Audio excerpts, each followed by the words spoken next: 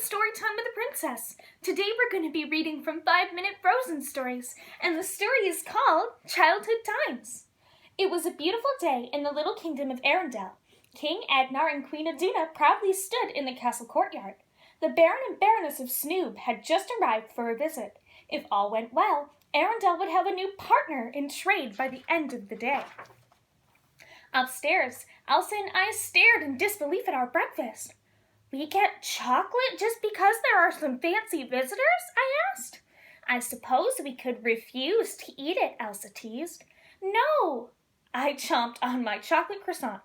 "Elsa, can we play with the magic?" "We're supposed to stay in our rooms and not disturb the guests," Elsa said. "Please," I begged. "We can hide. They won't see us." "Okay, let's play, but we have to be very quiet." Looking around to make sure we weren't spotted, we made our way to the kitchen. With a mischievous grin, Elsa made huge amounts of snow and ice. Soon, me and my sister were having a big snowball fight. "See the pan?" Elsa shouted. She hit it with a flying snowball. Woohoo! Me and my sister were having so much fun that we almost didn't see the king and queen arriving with their royal visitors. Quickly, Elsa and I slipped up the back staircase.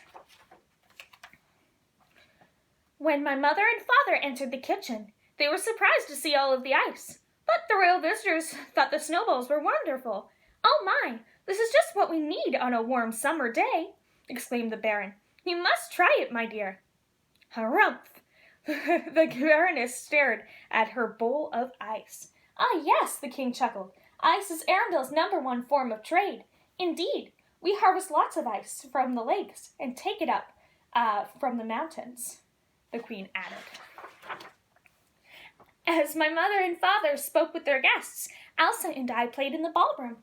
Suddenly, my sister and I heard the guests approaching. "Uh-oh," Elsa started. "We'd better hide." "They almost saw us," I chirped. Giggling, my sister and I raced back to Elsa's room before we could get into any trouble. Downstairs, the king and queen entered the ballroom. The king gasped when he saw the mounds of snow covering the floor. As the Baroness stepped into the room, she slipped and landed in a pile of snow. "Oh dear," the queen said.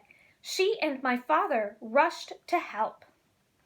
"Snow angels," the Baroness cried, tossing snow into the air. "I love snow angels. What a delightful surprise."